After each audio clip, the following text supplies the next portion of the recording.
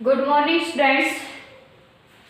In the last lecture बेटा क्या हुआ कि हम relationship between the CP and CV कर रहे थे। वहां से आपकी वीडियो में ये कट हो गया था, ये वाला पार्ट, ठीक है। तो मैं इसको एक बार फिर से रिपीट कर रही हूँ कि relationship between the CP and CV. अभी देखो, अब हमें पता है heat capacity at the constant volume is equal to the CV into delta of T. Heat capacity at the constant pressure Cp into delta of T, यानी कि specific heat at the constant pressure और specific heat at the constant volume. But आपको पता है heat capacity at the constant volume के दौरान हमने क्या कहा था, अगर कांस्टेंट वॉल्यूम है तो सिर्फ और सिर्फ किसके अंदर चेंजमेंट होता है, इंटरनल एनर्जी के अंदर चेंजमेंट होता था। बट अगर कांस्टेंट प्रेशर की बात करते थे तो हमारे पास किसके अंदर चेंजमेंट होता था, इंथैल्पी के अंदर। तो देखो बेटा, कांस्टेंट प्रेशर है, इट मींस हमारे पास ओपन बीकर का यूज कर रहे हैं so that the atmospheric pressure should be 1 atmospheric pressure. और कांस्टेंट वॉल्यूम की बात करें तो वॉल्यूम में चेंजमेंट नहीं होना चाहिए, यानी कि वॉल्यूम को फिक्स कर दिया गया। मींस हमने बीकर को कैसा लिया है, क्लोज लिया। तो यहां से हमें ये पता चल गया delta of U and delta of H. But हमें रिलेशनशिप पता है भाई, किसी भी 1 mole of ideal gas equation के लिए मैं बात कर रही हूं तो delta H is equal to delta U plus P delta of V. आपको पता है from the ideal gas equation PV is equal to nRT, but we talk about the 1 mole of gas. तो एन क्या हो जाएगा हमारे पास 1, तो PV is equal to RT. P delta of V, यानी कि पी अब क्या है, चेंजमेंट इन द वॉल्यूम। तो यहाँ पर चेंज किसमें, आर तो गैस कांस्टेंट है, तो किसके अंदर चेंजमेंट आएगा भाई, delta of T means temperature के अंदर चेंजमेंट। पुट कर दो इस वैल्यू को इसके अंदर, तो delta of H is equal to delta of U plus R delta of T. अब क्या करेंगे दोनों साइड डेल्टा ऑफ टी से, अब पहले तो क्या करो, डेल्टा ऑफ एच की जगह वैल्यू पुट करो specific heat capacity at the constant volume and specific heat capacity at the constant pressure. तो डेल्टा एच है तो specific heat capacity at the constant pressure, delta of you है तो हम क्या करेंगे specific heat at the constant volume, delta T थी ये हमारे पास, यहाँ पर आर डेल्टा ऑफ टी। अब दोनों साइड बोथ साइड्स क्या करते हैं, डेल्टा ऑफ टी से डिवाइड कर दे, तो डेल्टा टी से डेल्टा टी, डेल्टा टी से डेल्टा टी, डेल्टा टी से delta T cancel out. Then Cp is equal to Cv plus R और Cp minus Cv which is equal to R। अब यहाँ से देखो बेटा, it is for only the 1 mole। अगर हमारे पास n मोल ऑफ गैसेस की बात करें तो क्या हो जाएगा, Cp minus Cv is equal to NR। तो ये टॉपिक जो था आप लोगों के लास्ट लेक्चर से पता नहीं कैसे डिलीट हो गया था, तो आज हमने इसको स्टडी कर लिया, ठीक है। अब हम बात करते हैं भाई किसकी, measurement of enthalpy and internal energy, कि हमारे पास डेल्टा ऑफ एच और डेल्टा ऑफ यू यानी कि चेंजमेंट इन द एंथैल्पी और changement in the internal energy को आप कैसे फाइंड आउट करोगे। तो देखो बेटा कि यहाँ पर टेम्परेचर के अंदर इसमें डिपेंड किसके ऊपर करेगा, ये सब हीट कैपेसिटी के ऊपर। किसके ऊपर डिपेंड करेगा, हीट कैपेसिटी के ऊपर। अब heat capacity at constant pressure लोगे, heat capacity at constant volume लोगे, उसके ऊपर डिपेंड करता है। लेकिन जो इंस्ट्रूमेंट यूज किया जाता है डेल्टा ऑफ एच और डेल्टा ऑफ यू को मेजर करने के लिए वो कौन होता है, कैलोरीमीटर। क्या होता है, कैलोरीमीटर। अब इसमें क्या बेटा, सबसे पहले हम डेल्टा ऑफ एच को मेजर करते हैं। डेल्टा ऑफ एच को मेजरमेंट करने के लिए means changement in the enthalpy. भाई एंथैल्पी में चेंजमेंट को जब भी देखना हो हमें तो हम क्या देखेंगे, क्लोज वेसल के अंदर देखेंगे, ठीक है। यहाँ पर क्या ले लिया गया, एक वेसल ले लिया गया जिसके अंदर हमने क्या कर दिया, वाटर डाल दिया, लेकिन यहाँ पर एक स्टील का चैम्बर लगा दिया गया। क्या लगा दिया गया, एक स्टील का चैम्बर लगा दिया गया। और जो भी ऑर्गेनिक कंपाउंड है भाई हमने उस ऑर्गेनिक कंपाउंड को कहाँ पर रख दिया, यहाँ पर रख दिया। और यहाँ पर हमने एक स्टीरर रख दिया कि ताकि इसको हम कंटिन्यूअसली क्या करते रहें, मूव करते रहें। और यहाँ पर हमने क्या कर दिया, एक थर्मोमीटर। अब थर्मोमीटर को लगा दिया, भाई बीकर कैसा है, क्लोज बीकर है। कैसा बीकर है, क्लोज बीकर है। तो हमारे पास ये क्या लगी हुई है, यहाँ पर 2 लीड लगी हुई है। अब क्या होगा जैसे ही हम यहाँ से हीट प्रोवाइड करेंगे, मीन्स ये क्या करेगा, वाटर हीट को एब्जॉर्ब करेगा। अब एब्जॉर्ब करेगा तो ये मटेरियल भी तो क्या करेगा, यहाँ से हीट को एब्जॉर्ब करेगा। अगर इस मटेरियल में हीट का एब्जॉर्प्शन या हीट का रिलीज हो रहा है तो सिर्फ और सिर्फ कहाँ पर होगा भाई, इस वाटर के अंदर ही होगा। मीन्स यहाँ पर जो हीट का एब्जॉर्प्शन या इस कंपाउंड से हीट का, यानी कि जब भी ये कंपाउंड मेल्ट करना स्टार्ट करेगा या तो हीट एनर्जी रिलीज होगी या एब्जॉर्ब होगी। तो रिलीज होगी तो भी कहाँ पर होगी, वाटर के अंदर। एब्जॉर्ब होगी तो भी कहाँ पर होगी, वाटर के अंदर। अब ऐसा है नहीं कि अगर हमारे पास इसमें से हीट रिलीज हो रही है, ये हीट को एब्जॉर्ब करने के बाद अगर मान लो रिलीज हो तो ये क्या हो जाएगा, बाहर तो जा नहीं सकता क्योंकि बीकर कैसा है, क्लोज है। तो इसमें जो भी हीट यहाँ से एब्जॉर्ब करेगा, आफ्टर दैट हमारे पास जो भी सब्सटेंस है ये कितनी हीट को एब्जॉर्ब कर रहा, मान लो 1 ग्राम सब्सटेंस है तो कितनी हीट को एब्जॉर्ब करके ये क्या हुआ, सॉलिड से मान लो मेल्टिंग में गया। तो यहाँ पर उस चेंजमेंट को, जिस टेम्परेचर के ऊपर इसने मेल्ट होना स्टार्ट हुआ तो वहां पर हम क्या कर लेंगे, उस टेम्परेचर को नोट डाउन कर लेंगे। या आप क्या कह सकते हो, जैसे इसकी स्टेट चेंज होनी स्टार्ट हुई और किस टेम्परेचर, कितनी हीट हमने प्रोवाइड की, इसने कितनी हीट को एब्जॉर्ब किया और इसका मतलब कितने टेम्परेचर के अंदर डिफरेंस है। इट मींस जितनी भी हीट को, heat capacity at the constant pressure volume, भाई heat capacity at the constant volume, भाई प्रेशर नहीं लोगे इसको, डेल्टा ऑफ एच के लिए नहीं बेटा, डेल्टा ऑफ यू के लिए लोगे क्योंकि मैंने क्लोज बीकर ले लिया है। तो यहाँ से आपके पास heat capacity at the constant volume, तो वॉल्यूम तो क्या है, कांस्टेंट है, आगे एक्सपेंड कर नहीं सकते। तो हमारे पास क्या आ जाएगा, heat capacity at the constant volume is directly proportional to the changement in the temperature, कि भाई पहले टेम्परेचर कितना था, उसके बाद हीट एब्जॉर्ब करने के बाद हमारे पास टेम्परेचर कितना हुआ और कितनी हीट को एब्जॉर्ब करने के बाद ये क्या हुआ, मेल्ट हुआ।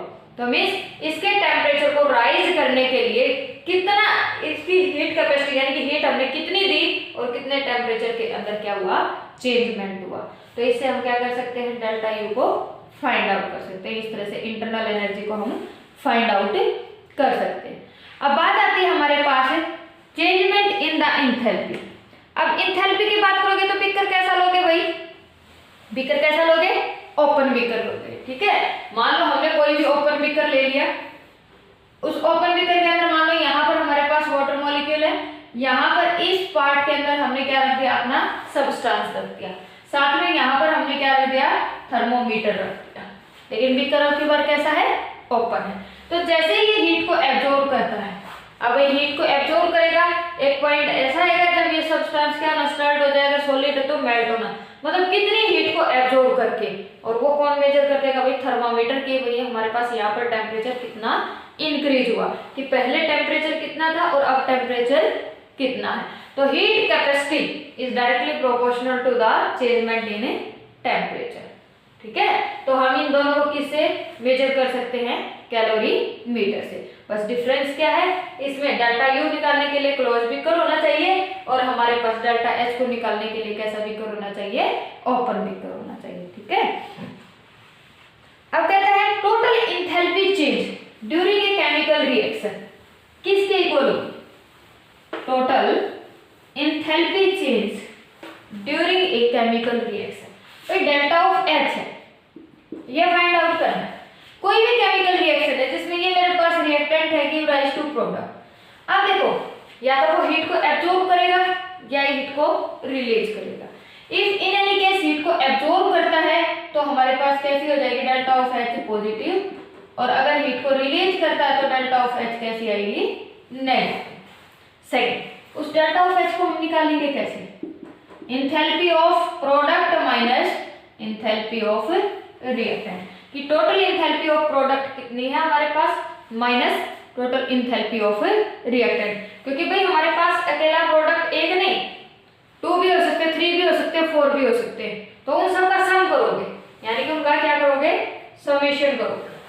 सेम केस इसके अंदर भी क्या करोगे, मान लो आई मेरे पास कितने भी हो सकते हैं, 1 2 3 4 5, ठीक है, जो भी प्रोडक्ट है उन सब का हीट का समेशन और फिर जो भी रिएक्टेंट है उन सब का समेशन, और दोनों को क्या कर दो, माइनस कर दो, यानी कि प्रोडक्ट माइनस रिएक्टेंट, तो वो क्या निकल के आ जाएगा हमारे पास, एंथैल्पी चेंज निकल के आ जाएगा। ठीक है, उसके बाद बोले स्टैंडर्ड एंथैल्पी ऑफ रिएक्शन, भाई कोई डिफरेंस नहीं है, स्टैंडर्ड मीन्स कि टेम्परेचर भी स्टैंडर्ड होना चाहिए, प्रेशर भी स्टैंडर्ड होना चाहिए, और जो भी सब्सटेंस ले रहे हो आप उसके पास स्टैंडर्ड कंडीशन होनी चाहिए।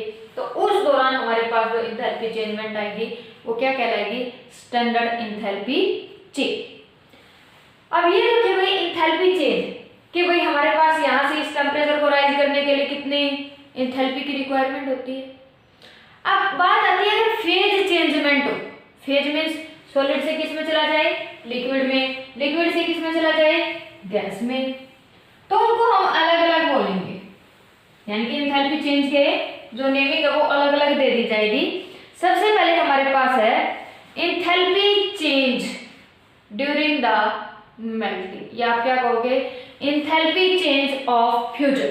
क्या कहोगे? Enthalpy change of fusion, enthalpy change of fusion. भाई फ्यूजन मीन्स कि हमारे पास कोई सॉलिड था, अब किस में जा रहा है? लिक्विड में जा रहा है। किस में जा रहा है? लिक्विड में जा रहा है। तो भाई सॉलिड लिक्विड में कब जाएगा? जब हीट को एब्जॉर्ब करेगा, और जितनी ज्यादा उसकी हीट कैपेसिटी होगी उतनी ज्यादा हीट को क्या करेगा? एब्जॉर्ब करेगा, और तब जाकर किस में जाएगा? लिक्विड फॉर्म में। तो यहाँ पर अगर हमारे पास बात करता है enthalpy change of fusion, energy required या heat required to change the state, या फिर आप क्या कहोगे? To change the solid to its melting point is called the enthalpy change of fusion. Second आता है हमारे पास एंथैल्पी चेंज ऑफ वेपराइजेशन। भाई वेपराइजेशन में क्या हो जाएगा? एक लिक्विड को गैस में कन्वर्ट करने के लिए जितने भी अमाउंट को, यानी कि जब वो गैस में कन्वर्ट होना स्टार्ट हो जाए उस पॉइंट तक, उस टेम्परेचर तक हमारे पास उसने कितनी हीट को एब्जॉर्ब किया है, वो हमारे पास क्या कहलाएगा? Enthalpy of vaporisation. नेक्स्ट आता है enthalpy of sublimation. Sublimation means कि एक सॉलिड का डायरेक्ट किसके अंदर कन्वर्ट हो जाना? गैस के अंदर। मींस जो भी हीट एक सॉलिड एब्जॉर्ब करेगा, क्या करने के लिए? गैसेस पॉइंट तक जाने के लिए। मींस तो हम क्या कह सकते हैं इसके अंदर? Standard enthalpy of the sublimation is the change in enthalpy when 1 mole of the solid substance sublime, when the 1 mole of substance sublime at a constant temperature and a pressure। क्योंकि condition standard की बात करेगा तो क्या कहेगा भाई? Temperature और pressure को तो क्या रखेगा? कांस्टेंट रखेगा, हीट को प्रोवाइड करता चला जाएगा, और हीट को प्रोवाइड करता चला गया तो किस टेम्परेचर के ऊपर हमारे पास क्या हुआ? सॉलिड लिक्विड में कितनी हीट गेन करने के बाद, टेम्परेचर नहीं, कितनी हीट गेन करने के बाद सॉलिड लिक्विड में गया, या लिक्विड गैस में गया, या सॉलिड गैस के अंदर गया। तो ये क्या कहलाएगा? जब सॉलिड लिक्विड के अंदर जाता है तो हमारे पास स्टैंडर्ड की बात करोगे तो क्या कहोगे? स्टैंडर्ड के अंदर टेम्परेचर और प्रेशर तो स्टैंडर्ड है ही, उसके साथ हमारे पास क्या कहोगे? जो सॉलिड की अमाउंट है वो भी हम क्या ले लेंगे? 1 ग्राम। तो ये हमारे पास जब लिक्विड में चेंज होता है तो उसको हम क्या कहते हैं? Enthalpy change of fusion. जब लिक्विड गैसेस में जाएगा कितनी हीट को एब्जॉर्ब करके तो क्या कहलाएगा? हमारे पास वेपराइजेशन। और जब सॉलिड गैस में जाएगा कितनी हीट को एब्जॉर्ब करके वो हमारे पास क्या कहलाएगा? सब्लिमेशन। ठीक है, तो ये थे हमारे पास enthalpy change during the phase transformation.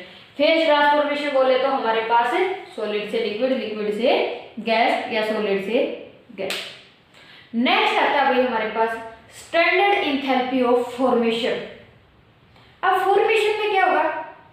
कोई भी when 2 or more than 2 reactants are combined with each other, या when 2 or more than 2 atoms or molecules are combined with each other to form a third molecule, या आप क्या कहोगे? to form a product, then it is called the enthalpy of formation। कब होगी enthalpy of formation? जब हमारे पास उस दौरान क्या होगी? एनर्जी रिलीज या एनर्जी एब्जॉर्ब। तो क्या कहोगे? कैसे कहोगे? कि when 2 or more than 2 reactant means atoms or molecules are combined with each other to form a product, then how much amounts of energy released or absorbed is called the enthalpy of formation। अगर हमारे पास उस दौरान delta of H means change in enthalpy क्या आता है भाई, negative आता है, मीन्स तो क्या है, एक्सोथर्मिक है। कैसी है, एक्सोथर्मिक। और delta of H positive means उसने हीट को एब्जॉर्ब किया है, तो इट मीन्स वो कैसी है, एंडोथर्मिक। तो कैसा है, एंडोथर्मिक। तो क्लियर है भाई कि यहाँ पर हमारे पास क्या है, स्टैंडर्ड इंथैल्पी ऑफ फॉर्मेशन। वो आपको गिवन देगा डाटा, तो आप लोगों को सेम केस निकालनी कैसे है डेल्टा ऑफ एच, कि हमारे पास product enthalpy of product minus enthalpy of reactant. Product में जितने भी कंपोनेंट होंगे उनकी सब की सम अप कर देना, माइनस जो रिएक्टेंट में होंगे उन सब की सम अप कर देना। तो पॉजिटिव आएगी तो एंडोथर्मिक रिएक्शन है, नेगेटिव आएगी तो means exothermic. Means negative means energy release, क्योंकि ये जो एग्जॉस्ट ये बाहर निकालना, और पॉजिटिव मीन्स एब्जॉर्ब यानी कि एंडोथर्मिक। क्लियर? तो यहाँ तक कर लेना भाई, उसके बाद करवाएंगे नेक्स्ट टॉपिक।